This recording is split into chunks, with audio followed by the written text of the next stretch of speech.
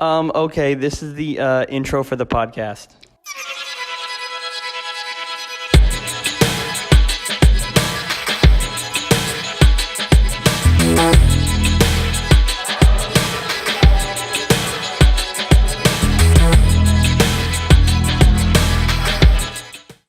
Hey everyone, welcome back to the Silver Screen Fiends podcast. I'm your host, Sam. I'm very blurry. He is very blurry. I don't know what's going on. Need some Windex for that baby boy over there. Anyway, we're back at a Shared Universe podcast studio. Finally, it's been a long time, and it's a great place to do a special episode. It's special for a lot of reasons. A little bit bittersweet, though. I guess we'll kind of just start with the big announcement. Joe decided he hates talking about movies so much that he's quitting the show. I'm moving to Canada. He is done with us. I'm moving to the Great White North, and I'm done. He is done. You're never baby. gonna hear from me again. No. Anyway, we can move on. No, it's gonna be my last episode tonight, and it's been 3 years. It has been 3 years as 3 of years yesterday. of hating movies. Hating, loathing, farting on camera, talking about lobsters. There's been a lot of good times. I won't lie. More bad, but More good. bad than good. Yeah. But yeah, it's my time here has come. And we have a special episode tonight, though. All we're talking about is the king, the grand supreme, Adam Sandler. The Sandaddy. All we're talking about is Adam Sandler. Well, it's interesting we chose this topic, and it actually kind of means a lot to me because I was re-listening to some of our episodes because I wanted to put together like a Best of Joe compilation at some point. And you couldn't find any content. And I couldn't find literally anything just good. nothing. And I just moved on with my life. So I found in the first episode we ever did about the Criterion Collection, you brought up Punch Drunk Love. Mm-hmm. And at the time, it is a movie I've heard about a million times, but I've never watched it. And at that point, I'd already watched most everything Sandler ever did. And the way you talked about it was fucking weird. Like, it was super interesting, but I was like, what does he mean it's like a musical? And it's Adam Sandler. And today, ironically enough, on the anniversary of 3 years, I decided to finally watch Punch Drunk Love. I finally did it. And you were right, man. That it was insane. I think as far as movies go, that was probably one of the best descriptions you've ever given of a movie, to be completely honest. Thank you. Because at first, I didn't know what to expect because you see it's Adam Sandler, Punch Drunk Love. You presume it's a love story, whatever.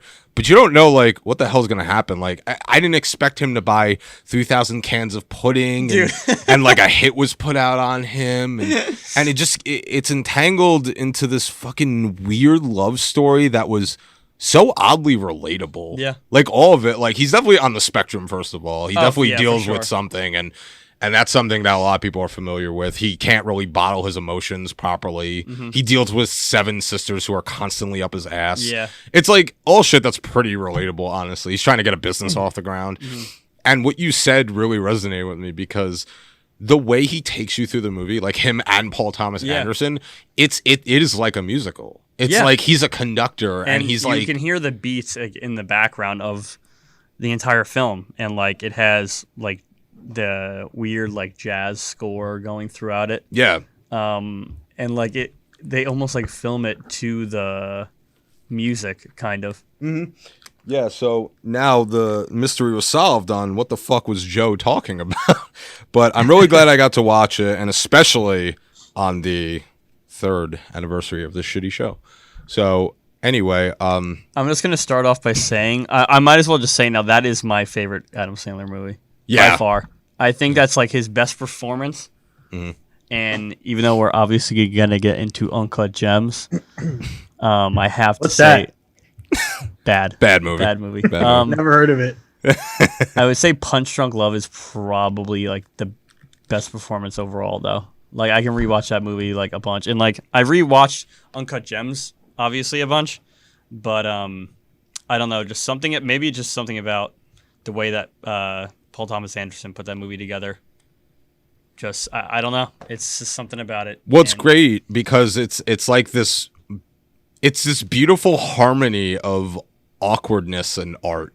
It's like you don't really know like what direction he's supposed to really go in, but it works so well, and it kind of like teeters on trying to be cringy and being art house, but it like strikes a perfect balance of the two. And I also love how the ending wasn't really anything grandiose. It was just like the final shot is him back at the warehouse, and Lena comes behind him, and I forget the exact last line. She's like, and here we go. Yeah, I think, and that's it. And it's just implied that they live together happy forever. And yeah, that it got me, man. It was a random fact about that movie is when he's like in the phone booth, like on the phone with her in like Hawaii, like that like parade that's like going by. Oh yeah, was not even like a part of the movie. Like, oh, it wasn't. No, they just shit followed Sandler into this like phone booth, told him to go in there and then start the conversation. Oh, but wow. like in the background as well, like an actual parade was just going by in the distance, and it kind of like adds to the like the weird like tension to it for some reason. Yeah, I thought that was planned. Yeah, because when you look at the structure of the scene, it is clear that you're not exactly certain whether you could tell like she is pretty kooky over this guy, but you don't know whether or not she's gonna take the sign of him coming to Hawaii as like, all right, I mean, cool. I know you had like this business trip plan, but like maybe you're a fucking weirdo. Yeah. And just the tension of the parade going by and him screaming in the phone, trying to learn more about her while trying to like read her signals emotionally.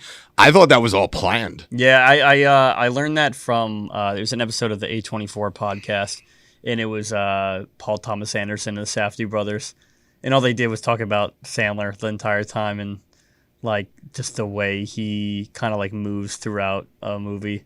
Yeah. But yeah, it's pretty interesting. I would check that out if you guys like movies.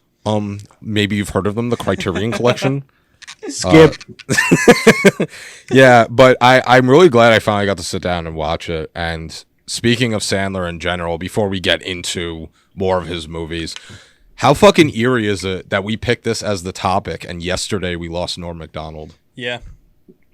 That is 61. Yeah, like some of his, almost half of like Sandler's career, like half of his films Norm was in or had like a cameo in.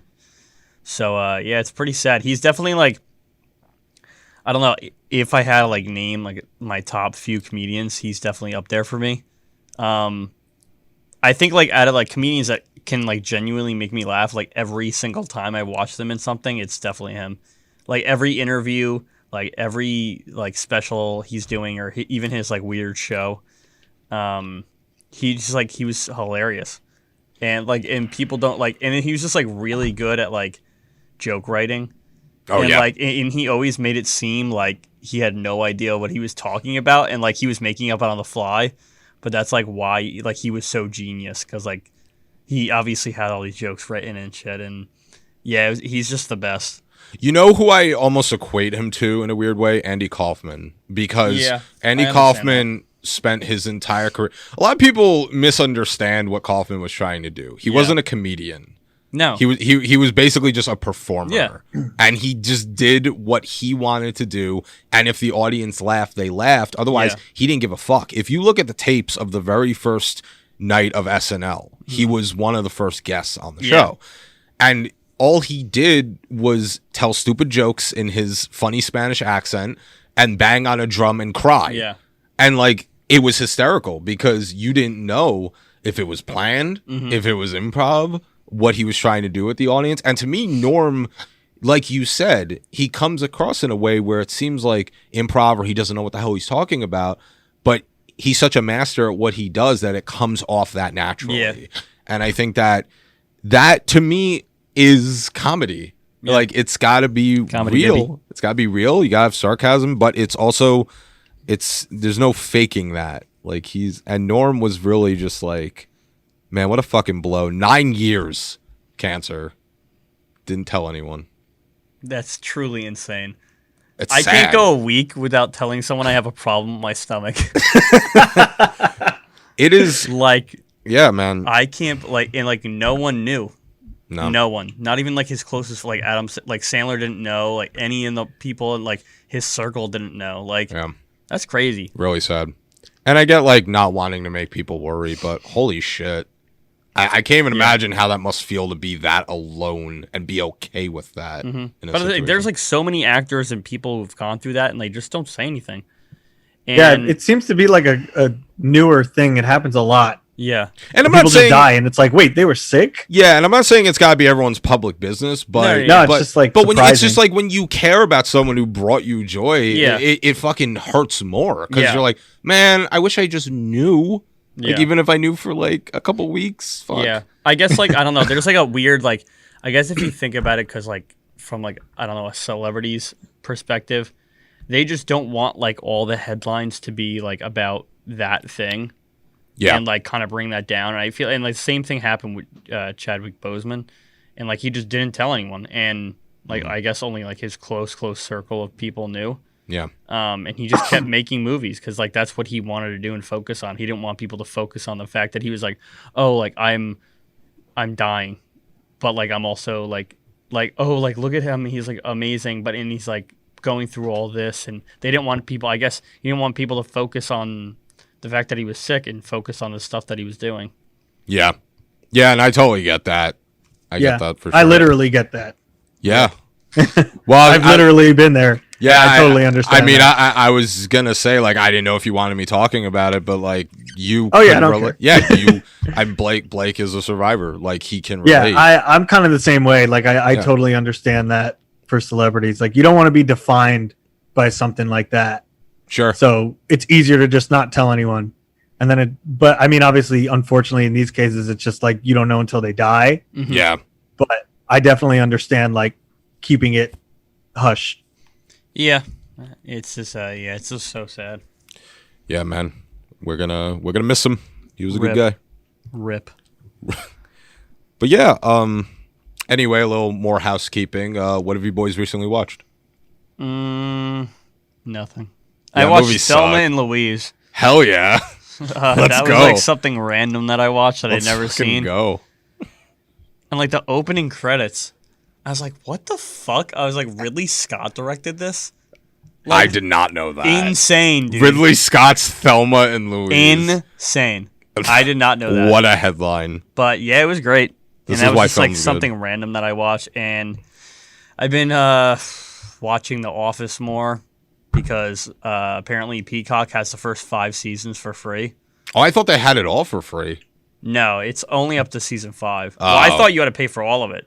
Oh, So okay. I just never like bothered. But they actually have a lot of free stuff on there. I'm not promoting Peacock because I think it's an awful streaming service.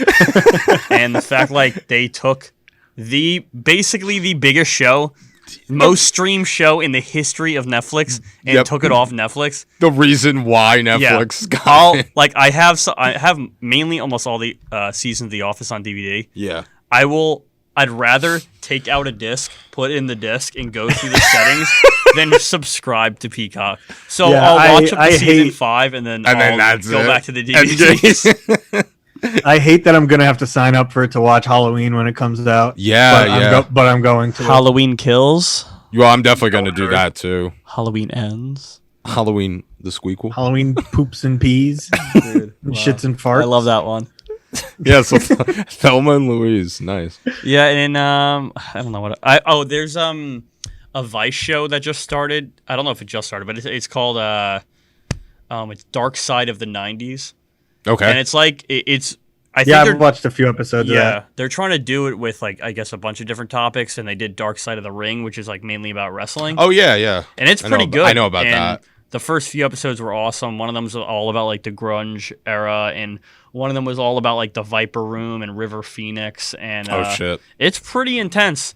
And I did not know that there was an actual like they saved the recording of Joaquin Phoenix The calling call. 911. Oh, my God. The fact, Dude, you know. they play it in the episode, and I was like, "This is the saddest thing I've ever heard." In my life. The fact that can be so easily accessed is disgusting. Like, I'm a Like- huge fan of both of them, Crazy. and I never even heard about like that being released to the public or anything. Yeah. So maybe I don't know, but It was pretty intense. Pretty intense. And someone uploaded like almost every episode on YouTube, so definitely check it out. Yeah, I will have to now. I'll be sad. There's but a I'll good do it. episode about Jerry Springer also. Oh yeah, I watched Oh, that hell one. yeah. That one's good. Yeah, it's all about like that era of like talk show TV, and like it's crazy. Yeah. It's It's about much more lighthearted. It's about the era of people who were already old when you were young, and now they're fucking ancient. That's really interesting. Okay, I'll check that out. Also, fuck Peacock. Yeah. I watched recently. I watched recently, Blake. I wanted to bring this up because you left a comment on my Letterboxd review for this. I watched the Jesus Rolls, which is the spin-off of The Big Lebowski.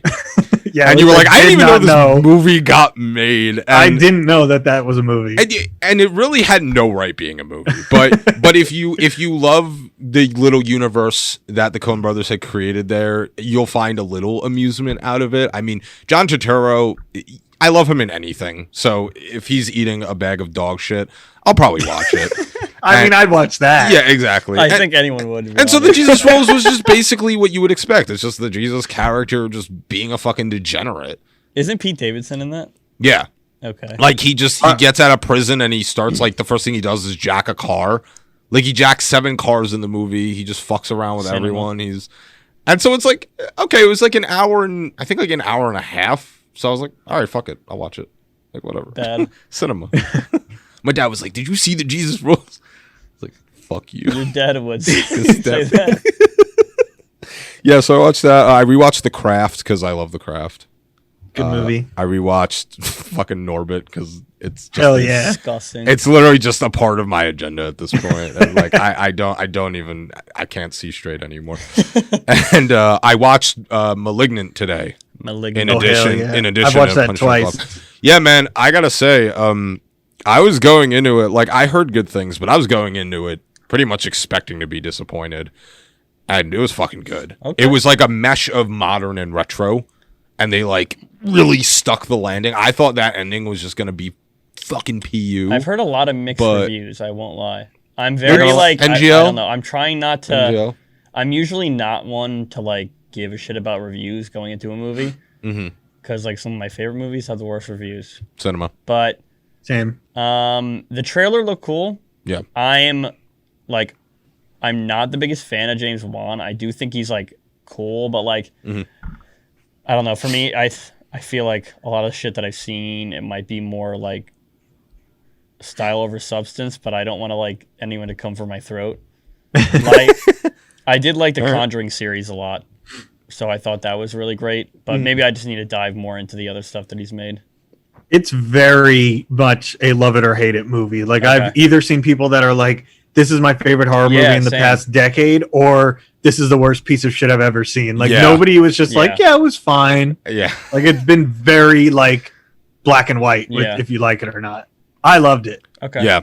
Yeah, I think the stylization of it's great, but I do think it finds a good balance of that and substance, like the violence versus the psychological thriller aspects. I think that combined with its use of color, combined with the fact that I've seen stories similar to it, but I haven't quite seen a movie do it the way they did it.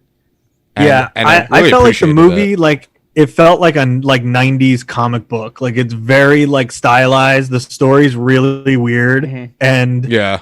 I feel like within the first like 10 minutes, like when you watch it, the opening scene will set the tone for the entire movie because it's very like ridiculous comic booky kind of scene. Okay. And so like if you're on board with the opening scene, you will love the movie. And if you watch the opening scene and you're like, that was stupid, what am I watching? You will hate the movie. All right. Yeah, pretty much. Yeah, I'm definitely gonna check it out. I forgot to mention that two things that I did see actually recently was No Man of God, which was starring Elijah Wood, Okay. and he played the guy who interviewed Ted Bundy, like the last few like months of his life. Oh yeah. And who Ted Bundy eventually was like called his best friend, and he was the one who like basically got him to confess to all the crimes and stuff. It was pretty intense, and I love like shit like that. And it's and Elijah Wood does a pretty good job. And I also saw that movie Annette with Adam Driver. And I think it was created by the Sparks Brothers. It was truly insane. Yeah. It's like a almost 3 hour film. And it's like if David Lynch directed La La Land. And dude, it's fucking insane. Like, there's like their baby is a puppet. In the couple, and the whole movie, they're singing the entire movie, and they're like dead serious, and it is so fucking bizarre. I think it's on Amazon Prime, and yeah, dude, it is bizarre. Adam Driver plays like a performing, I don't know, like a comedian or something like that. Like very like, it seems like inspired by Bo Burnham or something like that. But it's so fucking weird. Like, I gave it 4 stars on Letterboxd just because of the fact of how weird it was, and I'll probably never forget it. But I'll probably never watch it again. The 1 extra star was the baby being a puppet, wasn't it? The 1 extra star is like me probably never watching it again. But I do recommend at least watching it once. That sounds like a fucking ride. In 2 settings. It's like break it up. Like, don't like watch it all at once. Because like at a certain point, I was like, I really want to go home. Like I was like, I don't want to finish watching this movie. Take me out, baby. Fuck. But yeah, that shit was insane. All right. Well, one more movie. I don't know if either of you guys saw it, but I saw Shang-Chi last night. Oh, I still haven't seen that. Oh, okay. Yeah, it was good. I don't want to spoil Shang-Chi. anything, but it was really good. I liked it. Marvel. So the one question I have is, because I heard from a couple I love people, Marvel movies. as far as the action goes, I heard from some people that they were trying to replicate like the wuxia era of kung fu. Like, where exactly where's the balance of the fighting style? Like, Well, the like fight scenes are like a huge part of the movie, so it's very much like kung fu inspired. I know that they got the fight choreographer that did the Matrix, the original Matrix, to do it, and like he died recently, and it was the last movie he worked on, and like you definitely feel like you're watching like a kung fu movie, or like you see the influence of the Matrix and stuff. I liked it a lot because it was a Marvel movie that did like it, other than a couple of references here and there, like you do not need to have seen any other Marvel movies to like understand this movie, which is good because so often I feel like Marvel movies are like episodes in a TV series instead of like beginning, middle, end movies. And this one like had a complete story. It was fun. You didn't have to like know all the Easter eggs and shit, and it was just good. yeah, I kind of got that vibe too. Like, you didn't really need to know where the hell it laid in the universe. You could just watch it. And I was like pretty wary of like another origin story movie because I hate superhero origin story movies because there's just been so many. But this one was actually really good, and I definitely recommend it. Interesting. Hell yeah, film. Interesting. I didn't see Black Widow. I wanted to. You did or didn't? I didn't. I didn't watch it either. Florence Pugh. Yeah, it's fine. It was Pew. It was fun. Yeah, so, you know what? Wait, did you see the trailer for that new Olivia Wilde movie? Harry Styles, Florence Pugh? No. Wait, what movie I heard was that? about it, but I didn't watch it. I don't remember what it's called. Sweet. Let's get on with it.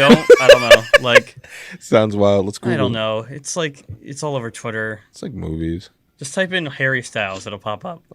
Like, I don't know, but it looks insane. And it looks spicy. Is anything like Lamb?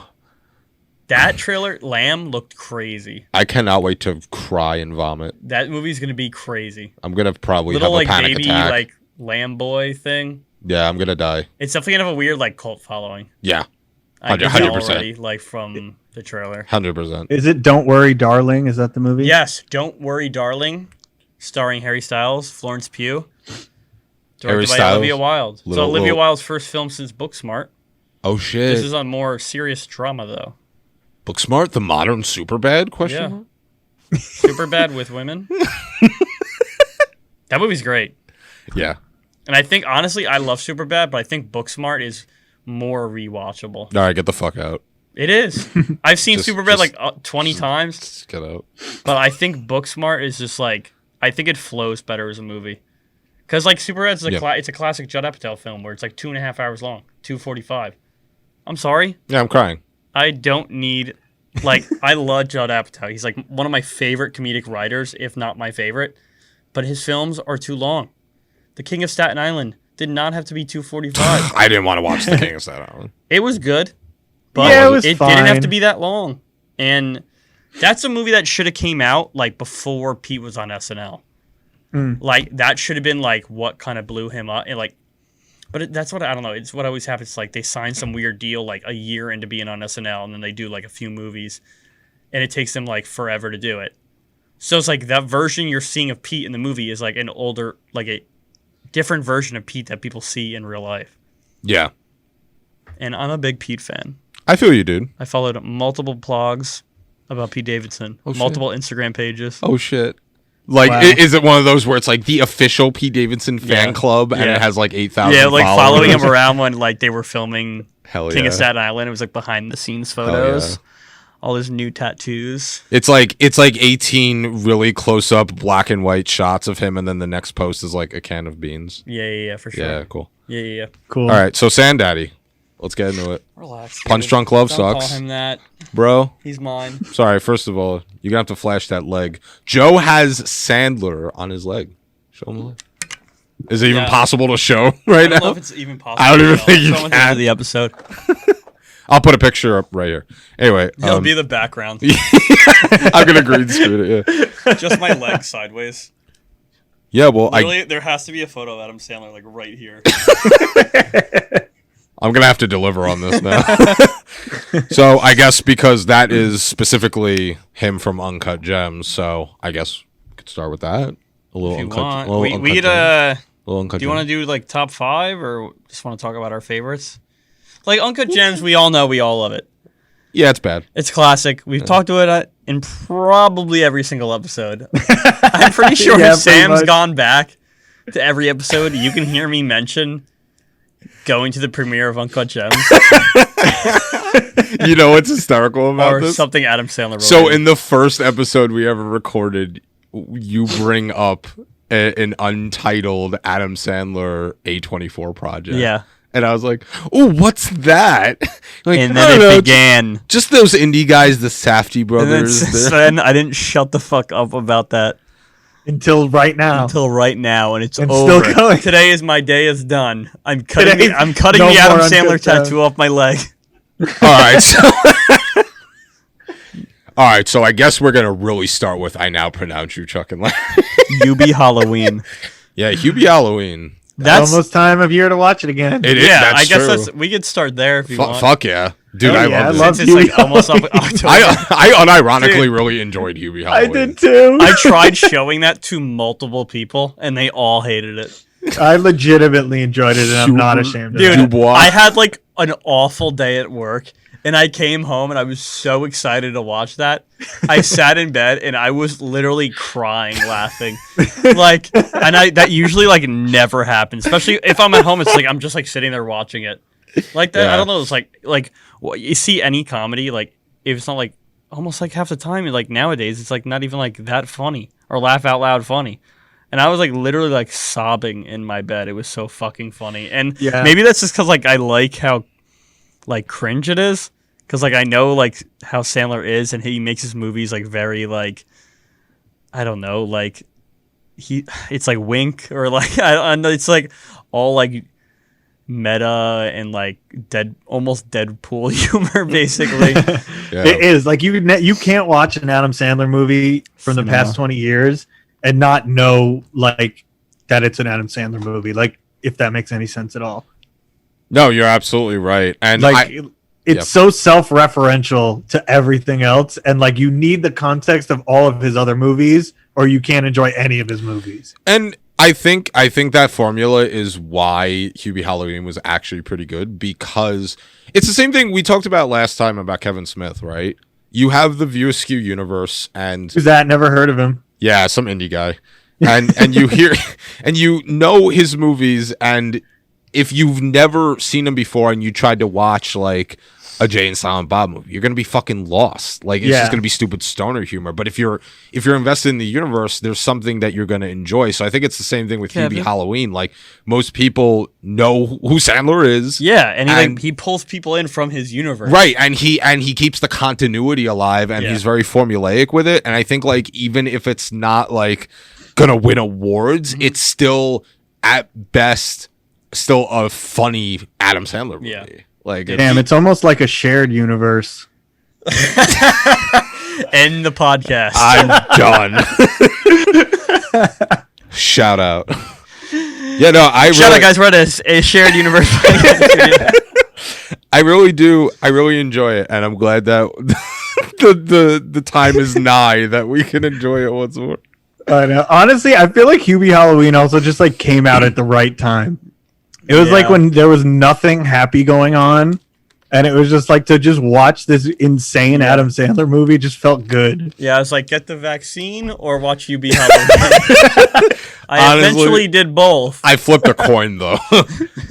Yeah, it really did. You're so right. It did come at like a miserable fucking time. Like if that had come out just during a normal year, I don't even know if I would have watched it. Yeah, I just love that. Like that was the next movie after Uncut Gems. That, and he swore he's like, "Hey, if I don't win the Oscar, I'm gonna make like the worst movie ever." and he somehow still managed to make a decent movie. Yeah, it was still, dude. That day I watched it, I was like looking up on eBay for like theatrical posters. Like I was like, I need a poster of this so badly. I would like to take a little step back and talk about like the first time we ever saw Sandler in something, because I remember as a kid, like I got older and rewatched SNL and stuff, so I didn't know him from back in the day. But like the first movie I saw him in was Big Daddy, and I think Big Daddy and Little Nicky were the first two. Yeah, and I remember thinking as a kid, like, oh yeah, he's kind of funny. It's like a doofy comedy, and because you don't really have a pulse on who he is yet, but you know you're laughing. You just don't know why. Yeah, and like I like I don't know. I was like obsessed with. I watched Big Daddy a lot, and that's like actually I feel like that's like the first movie of his where like you really can see like his like acting chops come out, like the more serious, like kind of dramatic side of him come out a little bit more. And then you obviously got to see that more in like other movies, but like that movie has like a lot of heart. It does, and that's the reason I still remember it vividly, is because like it wasn't just like Little Nicky, where it was just trash joke after trash joke. Even though I love that movie, but it was wholesome. It actually had a message, and every little bit of it was interesting to me.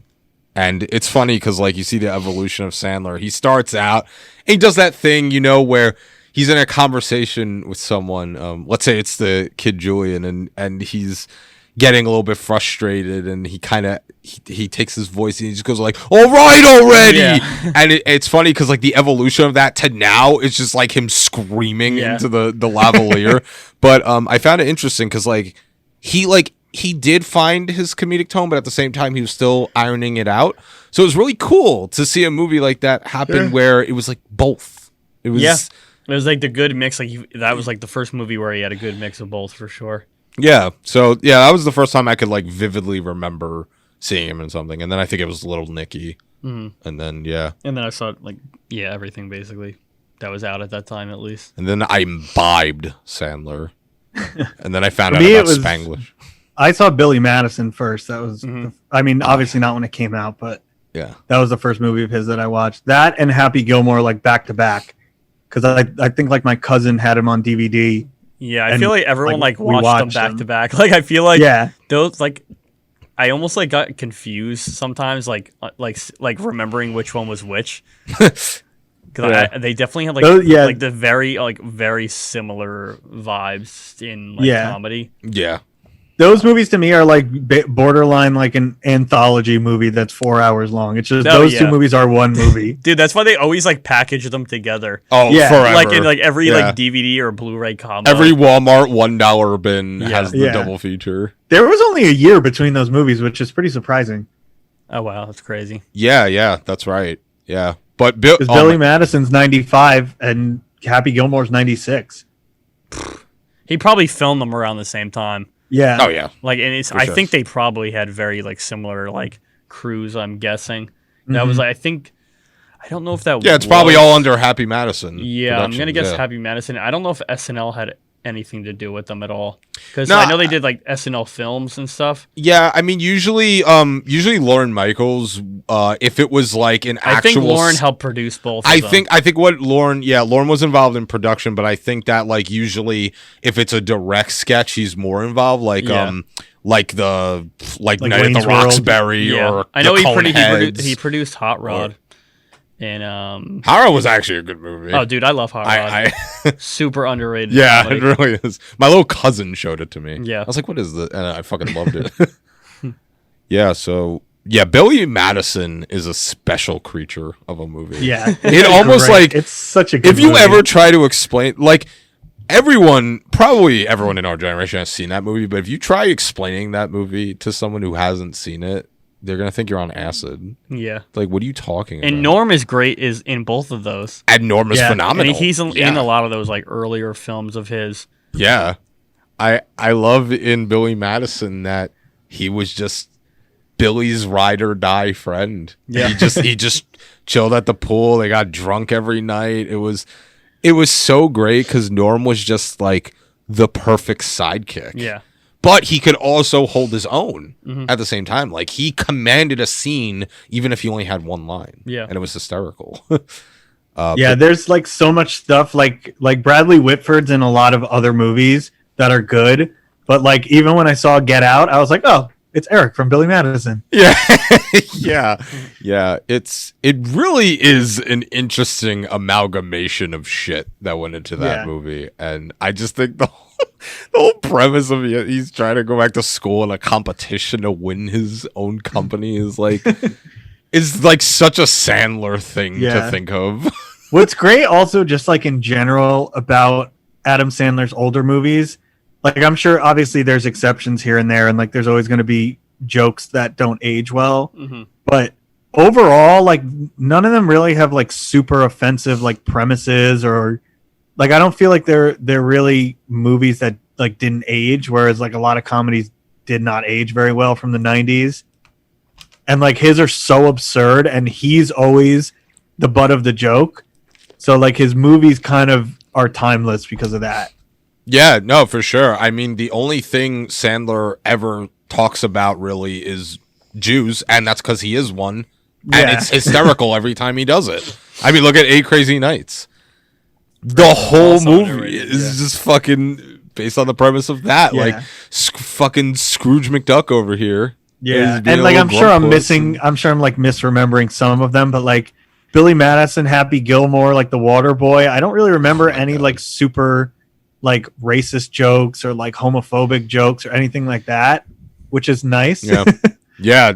There might be one or two in there that I'm just forgetting, but like I can't remember any like major things. No, yeah, honestly, movies. That like came more towards like his later films, like the lot of like very like homoerotic like jokes and like comedy. Like I'm looking at the list now. Like I know like Pixels, Grown Ups, Don't Mess with the Zohan. It was Anger Management. Like obviously I now pronounce you Chuck and Larry. Like it's all like a lot of like heavy homoerotic vibes. Yeah, throughout like all that of early those stuff movies. is just so absurd that it's it's just like there's nothing to even be offended by. Yeah, it's just him going "Oopie doopie." Like it's not like if you're offended by that, then you probably shouldn't ever be watching a movie. but so you bring up Chuck and Larry, and I think it's interesting because I think people would say, "Oh no, he's being homophobic," but if you actually watch the movie, it has a fantastic message. Yeah, it's not bad. I did actually watch it recently. It doesn't hold up, sadly, but like it's still like I guess for the times, like it's definitely a very dated film. Yeah, oh yeah, for sure. I mean, there's still definitely jokes that I mean, like I'm not gonna say that they shouldn't be made, but in the context of the film, it was used to kind of progress the message. Like like there's people who are gay and they got to be proud about it. Like in the movie, the one firefighter who comes out to Chuck, and that was like a really touching scene because like you got this big brute guy, and he's like, oh my god, I can't believe you're gay too, and it's like that was fucking cool. Like I like that, but yeah, that movie is dated for sure. But you know what it is? I think you need to remember, like, obviously you could watch that movie and like find something offensive about it, but to have like movies with any form of like positive, like messages about like the LGBTQ community in 2007 is unusual. yes, You know, so it's like yes. you got to give it at least a little bit of credit for that. Oh, absolutely. Even if it hasn't aged well. Yeah, no, I like somewhere in me, I will rewatch it, and it has a special place. But I do think that was interesting because like that's really the only movie that you could ever say like, oh my god, was he even being controversial? But if you actually watch it, it's like, well, no, it's a positive message. Like it's and it's like. Obviously, it's not the same thing, but I always found it funny, like, when people talk about Tarantino. Mm-hmm. Oh, no, Feet's a different story, but it's like, oh, no, Django, he's making a movie about slaves and he used the N-word 300 times. Yeah.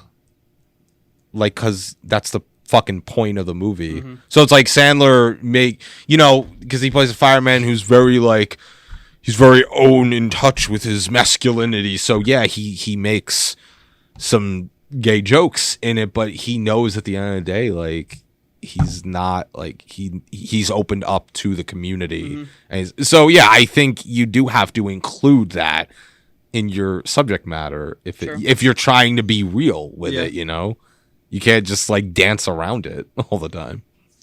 Let's talk about the real best Adam Sandler movie, Jack and Jill. Honestly, we actually should talk about Click too. I feel like we skipped that one. Oh no, yeah. we will get to Click, but Jack and Jill, I mean, brought me one of the best jokes ever, which is Dunkachino.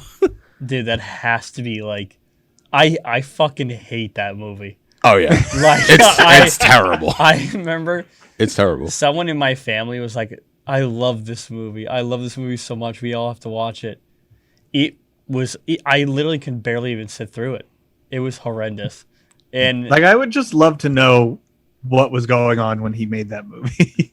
Yeah. Like I you can kind of like see it in his like filmography, but like what was the point that he reached that he just like stopped caring and just made movies? Like was it Grown Ups? I think it was around the Grown Ups time, I feel like. Because Grown Ups came out right after Funny People, which is a pretty serious movie. Yeah. But then after that, it's like Grown Ups, Jack and Jill, That's My Boy. Oh like my all the God. worst movies. Yeah, like come he out had a really bad streak for a little bit. Yeah, after like 2010. Yeah, I don't know. And then he got right back on track. Blake, remember when we were in James's basement watching Jack and Jill? That was so fucking long ago. But I was sitting there just like, are we really not changing this? Like, are we? And then Dunkachino comes on, and I was like, how much money did Al Pacino get paid to do this? Millions.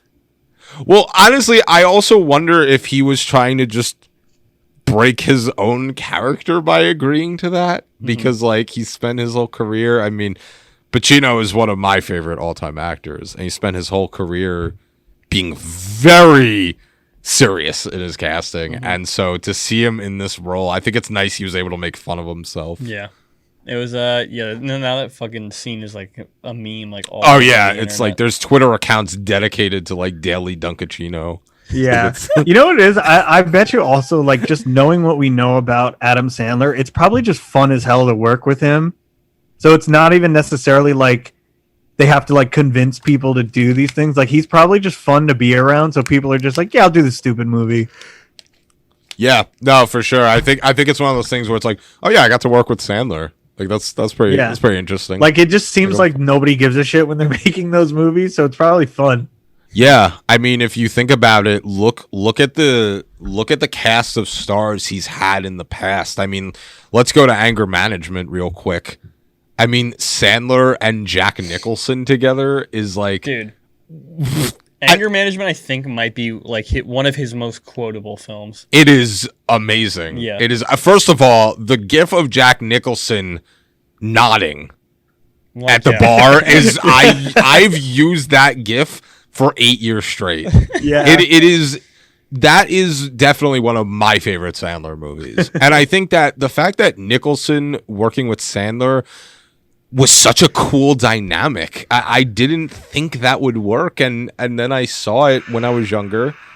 And from the second I saw them together, and I remember I fell in love with the movie really when Nicholson screamed "I said over easy" and threw the fucking plate at the wall. Because like before then, he's introduced as like this therapist or psychologist or whatever, and you could tell he's like well-tempered and well-read, and then he just throws a plate of fucking eggs at the wall. And right there I was like, oh my god, I'm gonna love this movie. Yeah. I don't know if this is true or not, but I feel like that was the first time a lot of people realized how funny Jack Nicholson is too.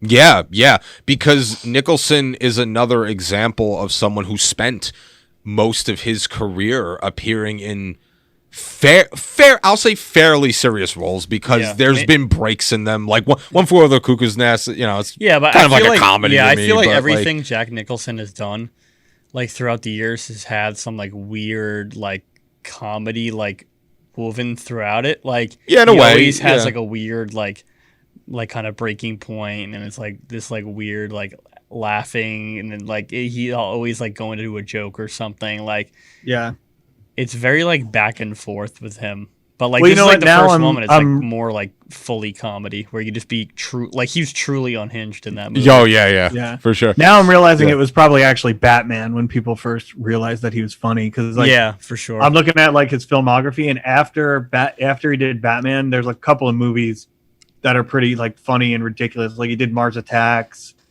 then Anger Management, and then obviously The Departed. He's really funny in. Dude, so it's Mars like after body he in the played, mash. Dude, Mars Attacks gave me nightmares for actual years of my childhood life.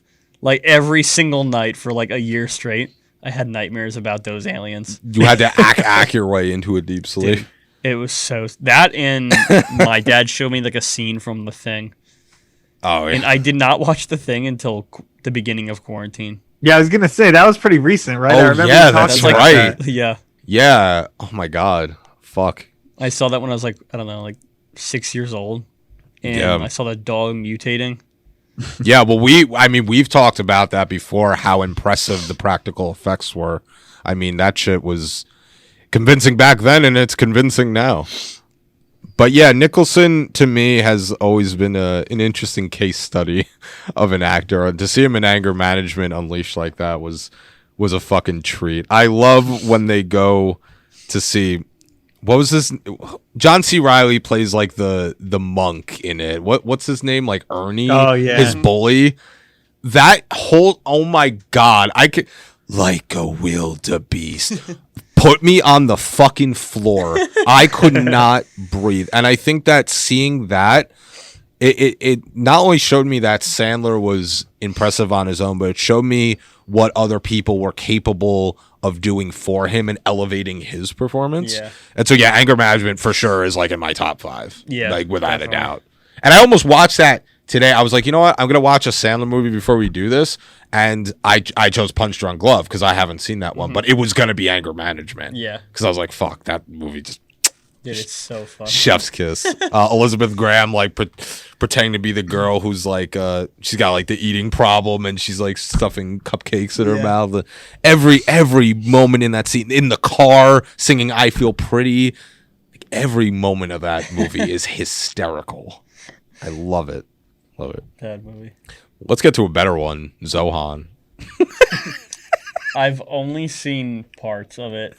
Oh, really? really cannot sit through that movie. Like, seriously. I think I saw that in theaters Are you serious? I saw it in think I theaters. did. I did.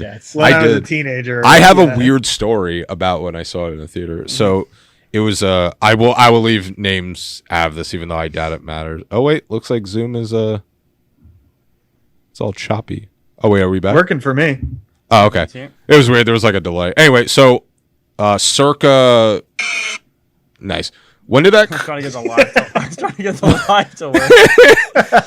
When was that? Like 2007, 2008? 2008. 2008. Okay, I remember. I'll leave names out of this just out of respect, but my friend was having like out of respect, you're going to see.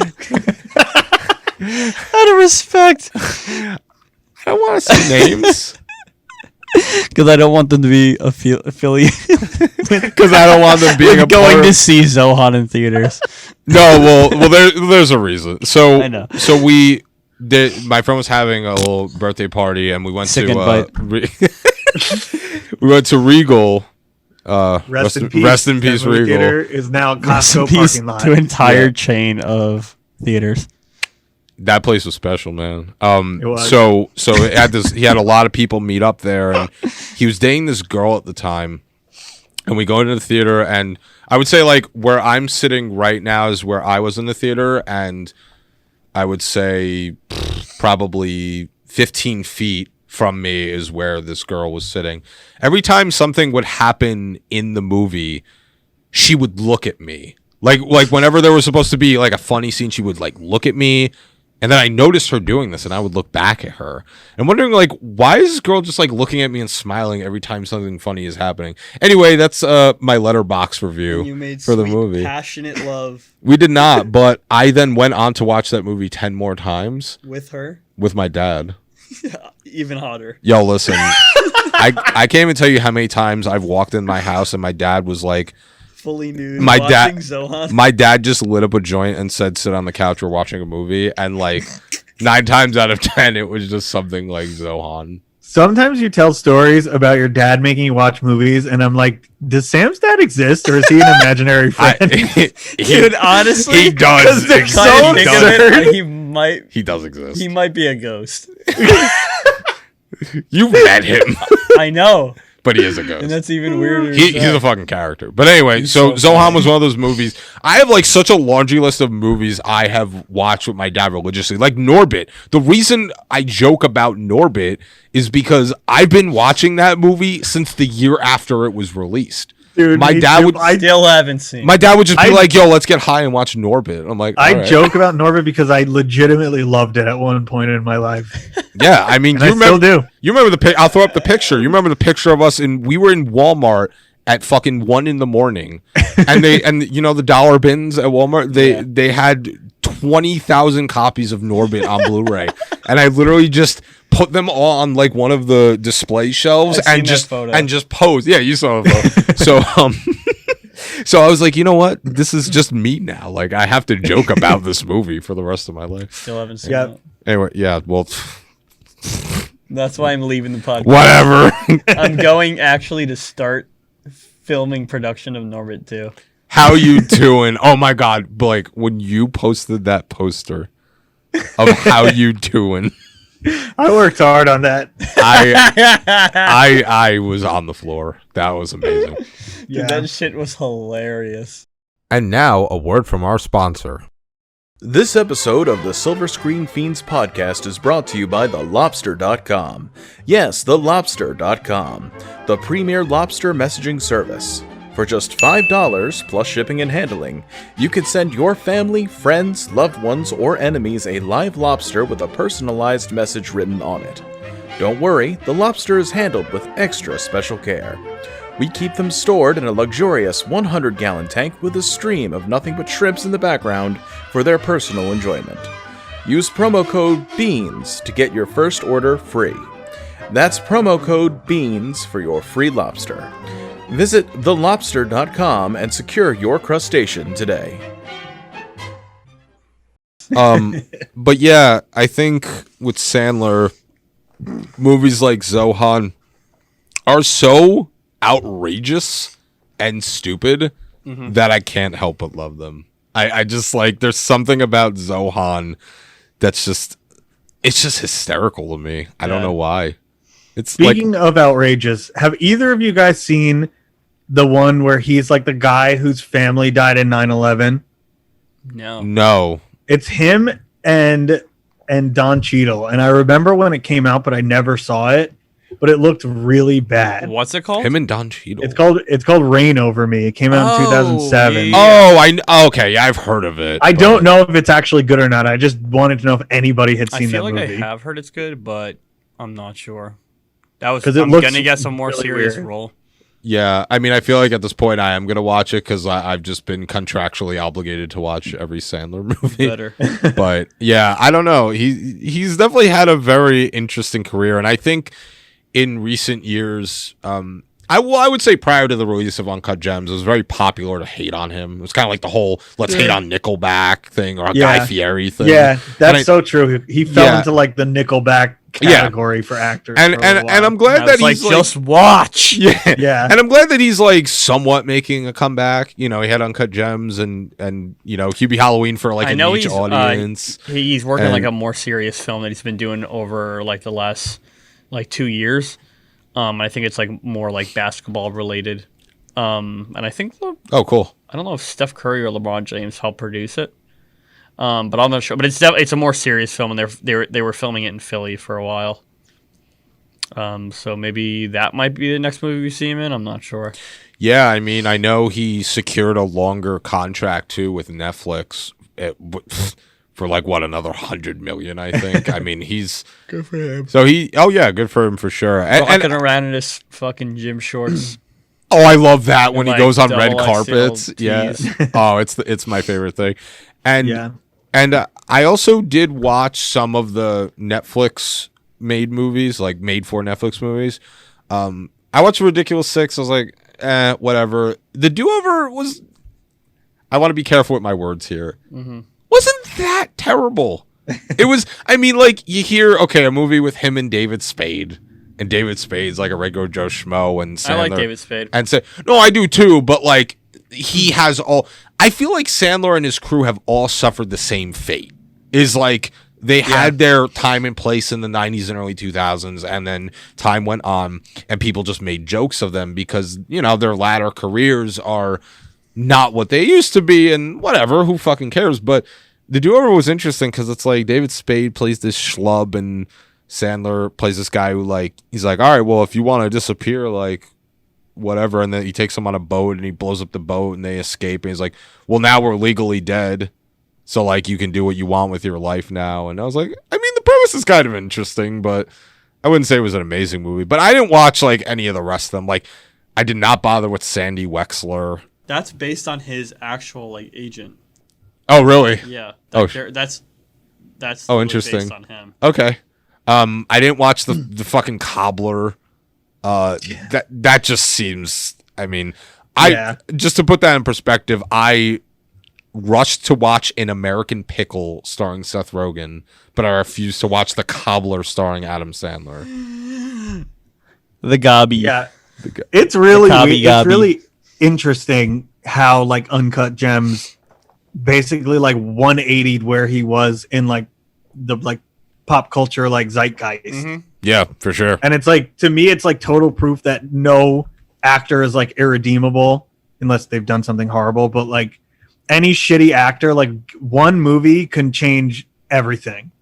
Yeah, and like for Sandler sure. had so many years of being like a total joke and like no one taking him seriously and being like Nickelback, and Yeah. like Uncut Gems came out and it immediately changed it. Yeah. And like even if he had like these like little serious roles here and there, like Punch Drunk Love or Spanglish Yeah. or whatever, like it just like was always like, oh, Adam Sandler's a joke. Like he's like one of the worst actors. Yeah, like, and fuck as him. Soon Like, I don't as I care. saw that he was casted in the next Safdie Brothers film for A24, I was like, just fucking watch. I was like, everyone watch how big this movie is going to be and how everyone's going to eat their fucking words. Yeah, and it And happened. they did. It happened. When I was working at the movie theater, it was like came out like around Christmas time. Yeah.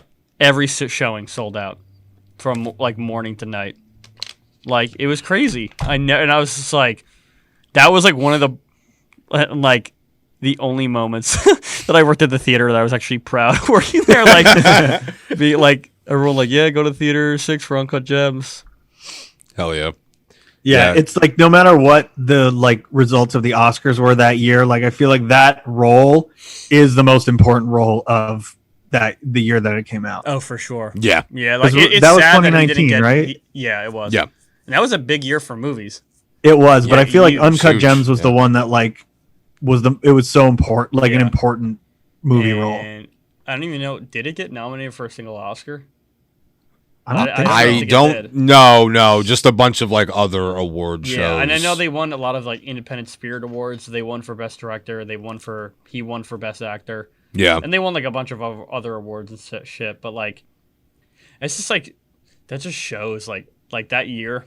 Yeah. For Well, film, 2019 was when Rami Malek won for Bohemian Rhapsody. Like, has anybody talked about Bohemian Rhapsody since then? Even one time? No. no. I saw it I watched it again when I went to Atlantic City for my birthday. It was playing on the TV. And That yeah, was that about does- it. But come on, like it's just such a joke. Like those award shows are just such a joke. Now. Yeah. I mean, it always has been. It's Yeah. just like, And I don't know why I pretend like I don't know that. And then every year, and I'm like, oh, like this person's gonna get nominated or this person's gonna win, and then it never happens. And I'm just like, why the fuck do I care about this shit?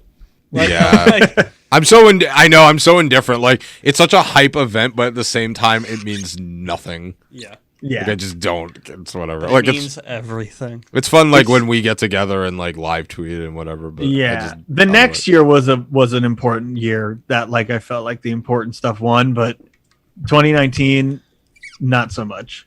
Yeah. But was it eligible for those Oscars or was it eligible for No, the next one? No, it was I Oh, think it was? I think Okay, I it wasn't was sure how it eligible. works. Yeah. because it came out around Oscar season. Yeah, because technically, Okay. Like once award it's season, like once it hits, yeah. like that's why you see all the like big Oscar buzz movies come out from basically like October to like basically like late December, yeah, because that's just like they want to shove out all this stuff before like the end of the year so it can qualify for the Oscars. Okay. And that's why it's like November is just complete Oscar like movies, and like we're getting that not to go off topic, we're getting that Princess Diana movie, Spencer. oh yeah, It's from the director of Jackie, I'm pretty sure. But it looks really fucking good. I'm very excited for that movie, and I Yeah. hope it does not get snubbed. Like I don't know anything about it. Like I don't know how it's going to be good or it could be bad, but like I have a good expectation for it that I think it's probably going to be good. But I hope it doesn't get snubbed at the award season. guess we'll see. The what's it called? I think one of the guys from Radiohead worked on the score for it, and he worked on like a lot of Paul Thomas Anderson's Johnny Greenwood. He did he did Phantom Thread, There Will Be Blood, The Master. So I'm excited to Cinema, say the least. Kino, That's about it. hell yeah, That's all I wanted to say. I had to talk about that. get it out. Yeah, That precious mouth. yeah. That's about it. Yeah, Adam Sandler. What else should what should we move on to? What Another movie? what I feel we- like.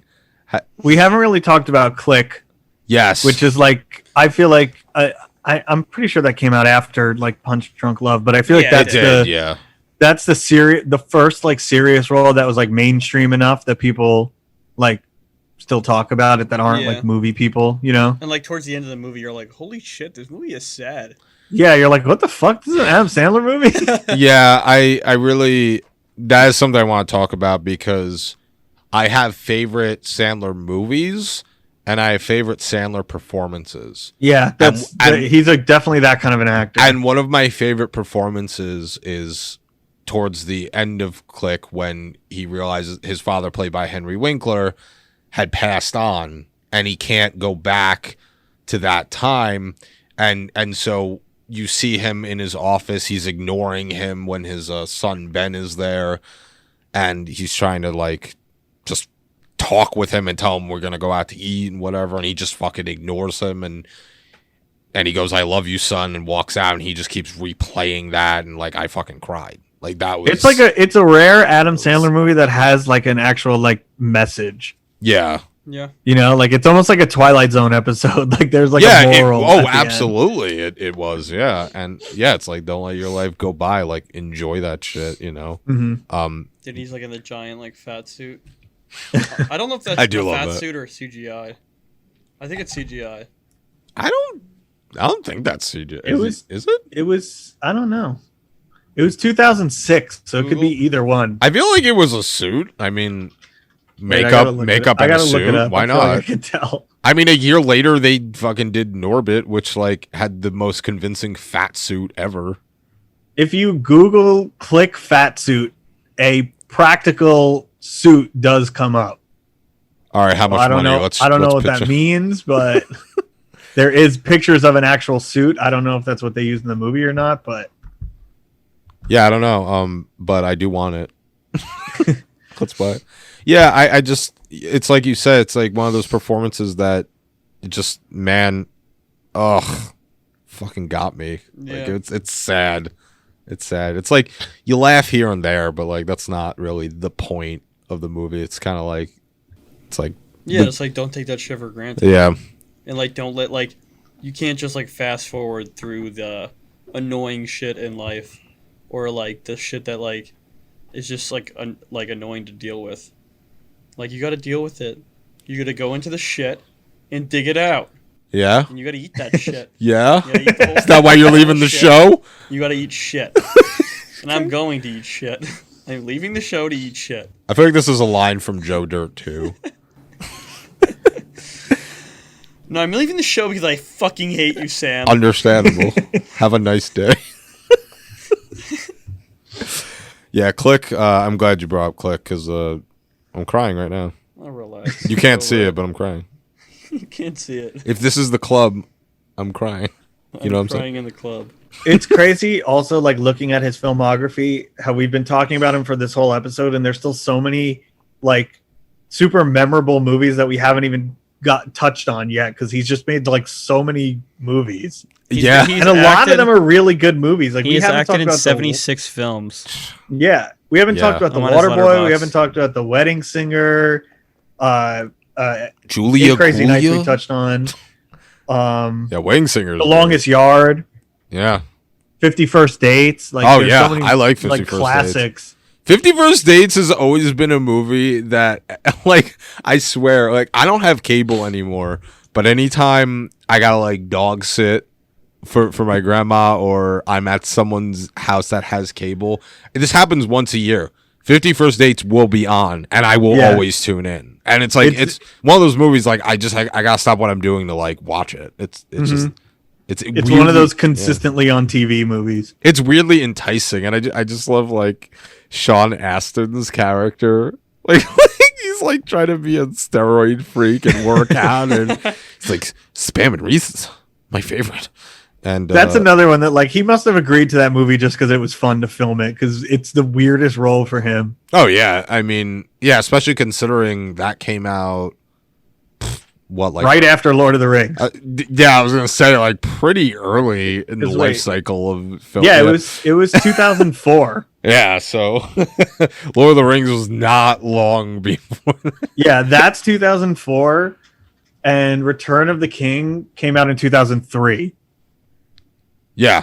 So the next year, after doing like one of the greatest movie series of all time, he was in 51st Dates. He was talking about Spam and Reese's Yeah. in 51st Day. I think 51st That's probably why he did it. yeah. Oh yeah, probably. I really like 51st Dates because it's Him and it's Drew Barrymore are just like the best. I actually, yeah. this is controversial. I saw The Wedding Singer 3 days ago. Oh, like for the first time. Yes. And I loved it. I knew I was gonna love it. I've seen scenes from it, like a bunch of scenes from it, like over the last few years or just years in general. But Drew Barrymore in that film, pretty great.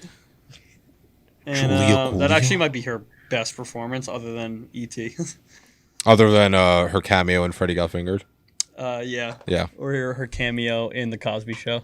Yeah, pretty epic. Actually, I'm on Letterboxd right now. In 1987, Adam Sandler had a recurring role in The Cosby Show. I did know about that. I did not know that. It's his Yeah. first listed role on IMDb Yeah. too. That's truly insane. Yeah, I'm sure he looks fondly on that. And I didn't know that he writes and produces almost all of the films that he's acted in over the last like few years. Oh yeah, he has total free reign. I didn't know to that do what he like wants. wrote. I thought he just like acted in like. Yeah, I think all of his early movies too, like all the classics. I think he That's at least crazy. partially wrote those. Yeah. I mean, he definitely has people like help, but he writes that shit. And he was. Yeah, born he's got on writing September credits 9th. on Billy Madison. Yeah, I'm sure Happy Gilmore. happy slappy. We love you, Sandaddy. Yeah, there's Yeah, a lot no, we didn't talk about. We don't have to talk all about it. We All- could jump into something else if you Would want. you to. like to jump into something else? I guess. Into these DMs? Blake, what do you want to talk about? I'm thinking movies. I wanted to The talk state of about movies. The poo poo Theaters. The Going to the exit theater. from Afghanistan and how we've Ooh. handled that. Let's talk about that. Yeah, no. Ooh. I don't know about that. I'm good. Anyway, so I watched Malignant twice. We already Maligny. talked about that. I watched Seven Samurai. For the first time. Not for the first time, but I started playing Ghost of Tsushima, so I was like, I gotta watch Seven Samurai. Yeah, it's so crazy to me how they collabed with the Kurosawa estate for that game. It's pretty cool. I don't know if there's Yeah. any other video games that have done something like that. I don't but think they so. should. Speaking of game and film adaptations, can we just talk about that shitty fucking Vertigo game that's gonna come out? Yeah. I like- love video games, guys. Honestly, we should You do a know whole me. I episode love a about good game. video games. 6-year anniversary of Undertale, Joe's favorite Oh, game. God, I love gaming, guys. All right, so let me just, for people that don't know, they're coming out with a game that's supposed to be based on Hitchcock's Vertigo, and Vertigo is in my top 3 favorite films of all time. And when it got announced, I was like, oh shit, cool. And then I watched the trailer and I was like, oh great, they're just gonna miss the entire point of the movie with this. And it's I don't know like exactly gameplay wise what it's supposed to be. I think it's supposed to be like a Telltale game mixed with like a little bit of action adventure mixed with puzzle. That's what it seems like. Yeah, so I don't know exactly what you're going to be doing in it, but it looks like it's just completely going to miss the fucking mark. Oh, I'm sure. And that's really upsetting because I love Vertigo.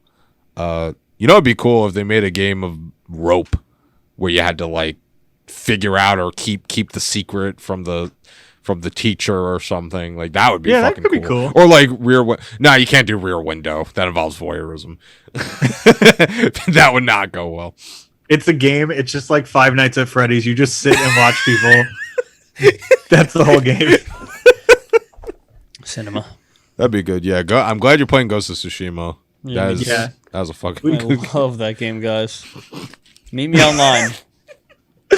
My username. Fortnite movie. Beans. Stop. Wait, you know what? I was a Stop. big gamer growing up. No Fortnite. You know what's a movie. movie we haven't talked about because I saw it a while ago? I saw Free Guy, the Ryan Reynolds movie, speaking of video games. I did not okay. see it. Yeah, I That didn't watch movie it. was fantastic. I was so Wow. Really. pleasantly surprised. All right.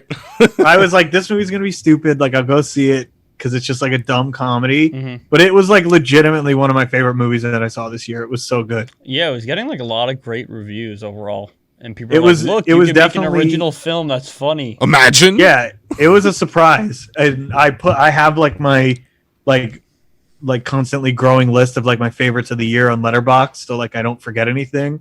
And that instantly I put on there because it was great. So on a scale of 1 to Deadpool. It's very honestly, I mean, like at this point, Ryan Reynolds is Deadpool in every single movie, so Yeah. it's no different.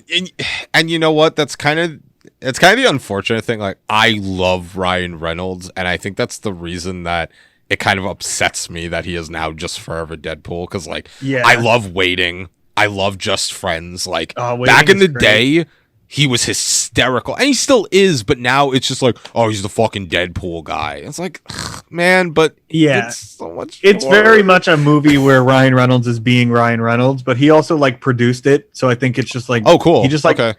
made it Yeah. because he wanted to, and it was actually really good. Like I was not anticipating enjoying it because I was like, this is gonna be like have some stupid like cringy video game jokes and like it's gonna be so like out of touch, and it actually wasn't. It was really good.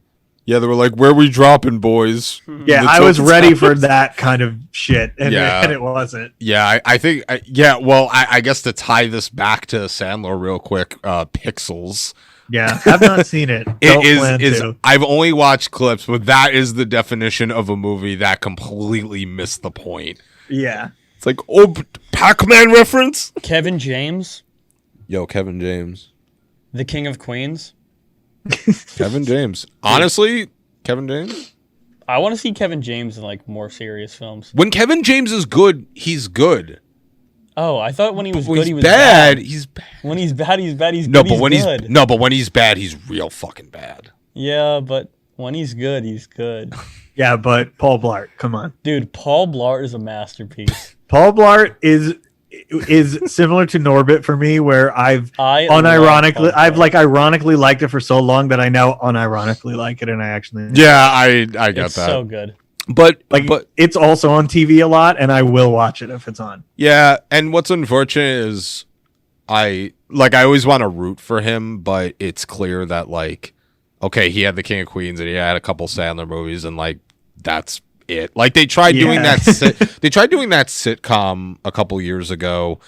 I forget what it's called. I think it's like Kevin some like it was very much. It was Kevin very, Can Wait. yeah, Kevin Can Wait. It was like very much on the nose of like, okay, yeah, you were the sitcom star. We're gonna try to reignite that energy. They And it's just try like, to like. They brought in what's her name, the one who was like obsessed with Scientology. Leah Remini. Yeah, they brought her into the show, and the ratings like skyrocketed because everyone loved seeing them together because of King of Queens. Oh yeah, of course. So they kind of just made that show more of like King of Queens, but like he was really the main star. Yeah. I never watched it, but I am obsessed with King of Queens. Oh yeah, Yeah, that It's like was King one of of my Queens. It was a favorite fantastic show. comedies, like ever. yeah. And that's what's sad is, and that's what I was saying. Like when he's good, he's great, and then like he gets casted in shitty roles, and it's like. But he actually he has a pretty funny YouTube channel. He'll like he'll like insert himself into famous movies as like a sound guy and like interact with the actor trying to get. It's actually really funny. I did not know that. Yeah, it's Kevin James just has like a random YouTube channel where he'll put himself in famous movies as a sound guy. I saw that. I think he was posting them on Instagram. Yeah, it's actually pretty funny. So it's kind of a bummer that like he completely fell off. I used to watch a little bit of his stand up. But yeah, I mean he had a more serious film recently. you might be I think right. He played like a skinhead or something. Oh. Like something like very like serious. Okay. But Or- I did not see it. Saw the poster. He was bald. Fuck. That's all I know. Fuck. Yeah, but it looked interesting. Kevin- I'd love to see him and Sandler together in like a serious film. Kevin James is bald is going to be the name of this episode. Yeah, basically. Yeah, I'd like to see him back. Mm-hmm. That'd be cool. Another one. I know we've been going for a while, but we didn't really get a chance to talk about Green Knight either. Oh yeah, well I We haven't done a have show seen since it. then. Controversial reviews from the Blake and from Sam. Controversial. Yeah, What do you mean? it was a masterpiece. I mean, I I gave it 4 stars. You liked it? No, actually, I gave No, I it 3. loved I it. gave it You 3.5. loved it. Yeah. Oh, Did you see my score? are we gonna kiss? I liked COVID it. Will I Delete your ever? letterbox. No, I really enjoyed it. I liked it, but will I ever watch it again? Absolutely not. Wow, controversial. I think it You was. didn't like the cum rag? see here. Okay, here's my problem: is people. I knew about that scene I before didn't. I watched it, I knew nothing about it. and I thought it was gonna be like loads of cum on the camera. All It was just like it was like this little fucking. That was like a quarter of what I produce in a night. I truly was like shocked when that happened. I Cum was like, Knight. wait, what is going on? I was like, what? So to me, the movie was great because it kind of it was like a play almost. I know it's based on Sir Gawain, but Yeah, it's an epic poem. yeah, it's a poem, and from what I understand, because I watched it with my friends Anthony and Betsy, and Betsy actually read I love Anthony hell yeah. and Betsy. Hell yeah. Good friends. and Good friends of the podcast. and they and he does November with me every year Sick actually. invite. Well, now you're not invited. No! And so she actually read the source material and she said, you know, some of it was faithful, but there was that part where I've read it too. In the mansion. Yeah, me too. In the it's a little indie poem. I read it too. Yeah. Indie I've not read it. But there's that part where they're in the mansion and there's the guy who's like whatever you get, like whatever I give you, you give back. And so she said in the story, like that was way more of a focus and that kind of like was the point of the message and whatever. But I loved it because it was a blend of like art house and fantasy and it wasn't as focused on the action, which like from 99% of people I talked to that hated the movie, they complained that there was a lack of action, but that wasn't the point. I thought Like- I was pretty like in it, like the whole movie. Yeah, me And too. People were like, it's slow and boring. I It's felt called as though Slow my Burn main Kids. criticism, Have you heard of it? Well, my you main criticism, especially knowing the source material, was I did not like the adaptation of like the main character. I can't remember what his name is, but like I didn't like that they made him like a loser and like I know that was the point, but Yeah. He was a loser. to me it was like it was a weird direction to go with the adaptation, I think, and I understand Yeah. it was like kind of the point they were trying to make. I don't know how to read, so I don't know. He never read the manga. I don't know if I'm ever gonna read the anime, but I'll take your word for it. Yeah, I mean the big difference is in the poem. He's already one of the Knights of the Round Table, and like the reason he agrees to like the challenge and everything is like an honor thing because he's like a knight and he's like so just like he steps in to like protect Arthur and like takes on this whole quest and everything. So I get that they wanted to make it more of like him trying to prove himself, but Yeah. I don't know. No, yeah, and that's like that's a fair criticism I've seen from people. It's kind of one of those things where like I didn't read the book, so I don't care because the movie was dope. But like I understand that being valid. I personally loved it because like when the end came, it was kind of like okay, you fucking big loser. Like you didn't thought it was a really pretty strong accomplish ending. anything. No, I liked it. I I think like the way they wrapped it up and like showed Yeah. like what would have happened, and then Yeah. I was like, wait, is this actually happening? And then it cut back to him. I Yeah. thought that was great. no, yeah, Like it's- I really thought that was a strong ending. I think at the end of the day, the direction was great, and I think he realized like he was never going to change his ways. He was always going to be a coward. He was never going to gain honor. He knew he was going to be living a lie if he returned with that tale. And so, yeah, no, I'm down with that ending for sure. Yeah, I mean, I'm just playing devil's advocate just to be the voice of people who did not like it, even though I did like it. But I feel as though it could have easily lost 30 minutes. It was like way too long. Yeah, I mean, yeah, there's a lot of movies I feel that way with, like every Yeah. Scorsese movie. Ever. I just feel like take 30 minutes off of this movie and I would have liked it a lot more. Yeah, that's fair. And add more cum.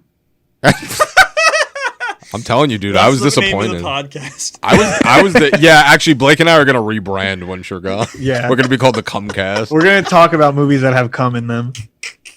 Dude, a that lot would of be. movies. Let's fucking do it. It's a lot of movies. Dude, you've been doing this podcast for years. The Cum Peach. Jesus Christ. Thank God I'm leaving. Yeah, Green Knight was good. What else recently has come out that we haven't talked about? I think Because we haven't done an episode in a while, so there's a lot. I don't know. Like off the top of my head, like I haven't seen Shang-Chi. I didn't see that G.I. Joe movie. I did watch Suicide Squad. What? I was going to say The G.I. Joe Suicide movie. Squad. I did. I was really surprised at how much I liked Suicide Squad. Yeah, it was great. I mean, James I Gunn. thought it was great. James Gunn. Yeah. Like that's all they needed, right? Yeah, it was fun. Yeah. It wasn't anything super serious, and overall, pretty great time. Yeah. It was good action. It was good story. It was a good time. Sylvester Doing it. Stallone. We got a lot of movies coming out soon in the next few months. Norbit too. No. Uncut Gems too. Dune. Yeah, Dune's gonna suck. Yeah, dude. baby. Don't think it's gonna bomb. I'm still excited. I'm It's tempering my absolutely gonna I'm bomb. tempering They're my like, expectations. yeah, we're really for Dune. excited for the sequel. I'm like, bitch. Yeah. Yeah. We'll wait Dude's till gonna that make fucking box office. $35. Yeah. Yeah. I'm gonna watch Dune and I'm gonna want to like it, but I don't know. Dude, you hear that the new new last like James Bond with Daniel Craig is like clocking in at like over 3 hours long. Yeah. I did. It's the Yeah, I just longest saw an Bond article. movie. I heard it's like 3:45. I just saw an Yeah. article on that. I am saw not a seeing tweet it. that was like, "That's Yo. so much Dude. time to die." That's funny.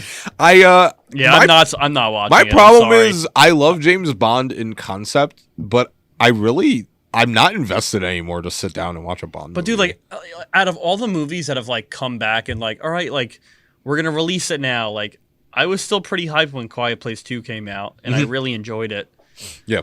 Like, why did they have to push James Bond for like forever? Like, no Yeah. one cares that much. Just release it.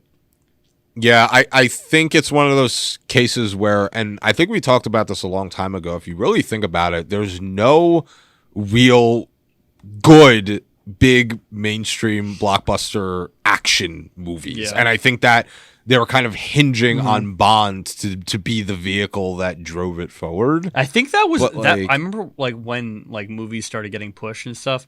I think Bond was like the first movie, It like was. big movie to be pushed, and that Yeah. they kept pushing that. Not even like a few months. They're like, we're pushing it next year, Yeah. Mm-hmm. and then they're like, we're gonna push it another year, and everyone's like, what? Yeah, I don't know. Like streaming services are happening now. There's some theaters open. Like even if you don't want to go, like you can release it. I think like- they're just putting all their eggs in one basket with this. Yeah. Yeah. More importantly, though, we got the friggin' Sopranos movie, baby. Oh, yo, Baby. trailer 2. Trailer 2 Hey. of Many Saints in New York was dope. I'm so excited. And you know what's great is like in the first teaser, you could tell like, but the way they cut it, they showed Michael Gandolfini like kind of resembling Tony, but in the second one, it's like literally beat for beat his mannerisms. Uh-huh. I forget excited. I don't think yeah. it's gonna do well, to be honest. Like I mean, like I think it'll do well, but I don't think the reviews and like the critics are gonna like it very much. Yeah. I know It's a- they I had think to, it'll fall fan in the movie. middle. yeah, I think like they had to do a lot of reshoots. I heard. yeah, they did. And I don't even think it was because of like COVID. I think it was because like apparently Michael Gandolfini could not get his lines down. Because like he's I never mean, to be acted fair, before. he's Well, not an actor. Oh no, but for Yeah. sure. But like also then like don't cast him. Like Yeah. just because it's his son. It's the selling point, though. I 100% think Oh, that is what they're banking on. Yeah. Yeah, but to be honest, I think he really has potential for it because like in that second trailer, I was like, fuck. Yeah. That's like what I imagine as a young Tony. I Like wouldn't that- be shocked if years down the line they bring back The Sopranos and they have him. I mean, play I personally like a hope younger like the main cast, kind of like a younger version of that after this movie, basically. Well, as long as David Chase is alive, it won't happen. Once he kicks the bucket, HBO's definitely gonna do it. Yeah. I'm honestly surprised this was not like a mini series or something. It's unusual that they did a movie. So I have a question because I haven't watched Sopranos in like so long, and I'm just like so lost with like some of the names and stuff. Yeah. The person that's like kind of like Tony's like mentor. Dickie Moltisanti is Christopher's father. Okay. Who never Yeah. ever was shown in the series, but was revered. Yeah. Every Okay, so fucking I'm just, like, episode. Cause I'm like Yeah. trying to remember. I'm like putting like pieces together of like photos. Like they'll like put photos like who is who and Yeah. stuff like that. I was like, wait. I was like, who the fuck is that? I was like, but Yeah. I okay, think it's cool that that's the approach they're doing because it's like Yeah. a lot of the times, like with these prequels and remakes and shit, it's like there's no more story to tell. Like the story's over. Why do we need more? In this case, there actually was like a story still left to tell, Yeah. and I appreciate that it. Yeah. I mean, it's still they're doing it to cash in on The Sopranos, but at least they're coming at it from an angle of we still have this unfinished like story yeah. that we would like to tell. Yeah, there's plenty you could delve into, like Dickie Moltisanti's legacy, the relationship of Anthony versus Junior, the relationship of Tony versus Liv, his mother, Christopher. Oh my God, the fucking shade at the end of the trailer of young baby Christopher crying at Tony. was baby. amazing. No, I'm hype as fuck for this movie. Yeah. I can't wait. I'm for it. excited. Yeah. It's going to be a fan service movie, Oh, and yeah, I'm going of to watch it with that intent, and I'm going to love it. Yeah, real quick. I love when they're at the table. He's like, so what do they call you? And he's like, pussy. I was like, oh gee, I wonder who that is. No, I'm real excited for it. Yeah, it'll be fun, I'm sure. Yeah, it'll be fun. That's the thing is like I'm going into the movie like it's the same thing as like when I watched the Jay and Silent Bob reboot. It's just like it's fan service. Exactly. 3. It's very That's all. similar to Clerks that. 3 just wrapped. Oh my! I am so fucking excited Yeah. for Clerks 3. I am. Is there any like projected of when that's going to come out or not yet? I have no idea. I don't know. I mean, I haven't seen anything. I would hope relatively soon. I mean, if he already wrapped it, I mean, he already edited a bunch of it from what I understand. I'm gonna think So- late next year or like the year after that, maybe. Yeah, I would. Yeah, What year probably is it? late next year. 2021. Oh, okay. So late 2022, maybe early. Time is a 2023? fucking construct. Yeah, no, I would say like late next year because I can't really imagine it'd be that much. No, because Kevin like Right. edits the fucking movie like while he's making. Yeah, it. Kevin's a monster. And like the Yeah, movies, yeah. and then like the movie's done. Yeah. More like the day after they're done wrapping. It'll just some be shit. it'll just be about the studio and the marketing campaign and because the studio is contracted to have a certain window of time Yeah. they need to market a product, so which is usually 6 to 8 months. Yeah. So it's it'll like probably. I'm thinking it'll probably do well, to be honest. oh yeah. Like it'll Clerks definitely 3. it'll definitely have a wide release. Yeah. I don't know what studio's putting it out, but I know it's like a bigger studio. Lionsgate. Oh, it is So then Lionsgate, yeah. like, that makes sense. Like, Yeah, So I'm excited. Either way. I cannot wait. And they got fucking everyone back. Yeah. Like how are you not gonna love this movie? It's gonna be amazing. I'm going to they're doing like there's a documentary that's coming out called Clerk, and Malcolm Ingram directed it, and it's playing in a few places around here. I think it's playing at I don't know if it's playing at either Count Basie or at the Convention Hall in Asbury, but I'm going to either one of those. I don't remember, but I'm very excited for that, and I think Kevin's doing a Q&A.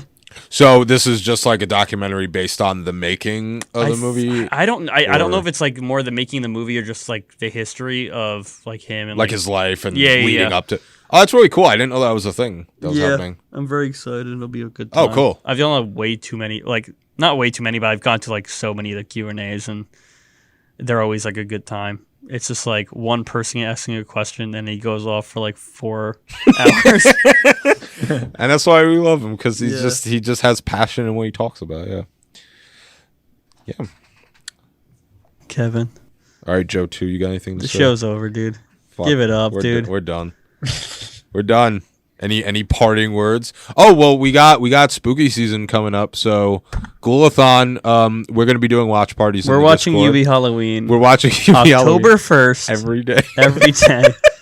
This 30 days studio, of Hubie Halloween. this studio will pay you $1,300 if you watch UB Halloween. Dude, I'm down.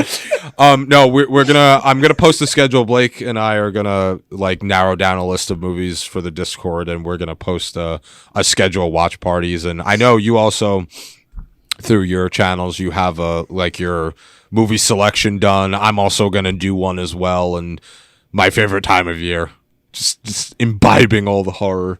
So we'll do that, and I'm probably gonna like release a couple reviews randomly on the channel, and same shit I've done last year. So maybe it's a spooky giveaway. Unsubscribe.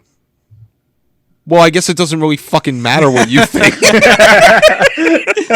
Yeah, you're right. But on a last serious note, I'm gonna fucking miss you.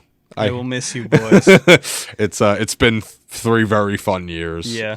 But obviously, like anytime you want to hop back on, like we ain't going No, anywhere. I'm done. All right, cool. No, it's Now it's we'll been a just good wait time. and we'll cast Joe's son to play him. We're actually gonna replace you with Joe too. Wow. I'm gonna find another He has a Joe. lot to say. I will find another Joe. You'll never find another like me.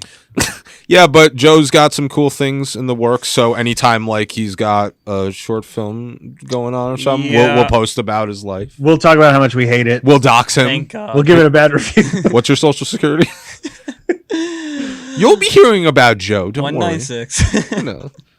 There's no controversy here. Joe's just here. No, yeah, I'm trying to do I don't know. Hopefully, I can do. I've been wanting to do like a show for like my photography and stuff for a while. Yeah. So I'm gonna keep working on that and put that out. Well, start doing that closer. I don't know, closer to like the end of the year. I've been wanting to do that for like a really long time, and I've been doing like the film photography stuff for a while. So I'm gonna keep focusing on that, and then focus on my other short films and shit. Yeah, dude. You were telling me about one of the films you were gonna do, and if you're still doing that one, I am excited. Yeah, I've been working on that for like a few years now, and that's like the one that's like it has to be perfect before we start working on it. So it's like we've still gone through the script like so many times and shit. Mm-hmm. So we're still like working at it like here and there, and hopefully it eventually comes out. But hell yeah, dude. we'll see. We'll let everyone know for sure. And for one last time, this has been the Silver Screen Fiends podcast, and I've been Sam. My name is Joe. I'm me. And we have been back at a Shared Universe podcast studio, and we're gonna sign the fuck off. Love you guys. Keep watching movies. Yeah. Love you. Good Bye, night. Joe. Bye, everyone. Good morning. Good morning. Oh, good evening. Good evening. Let's Good cut. afternoon. Good night. Cut his mic. Cut his mic. Cut it.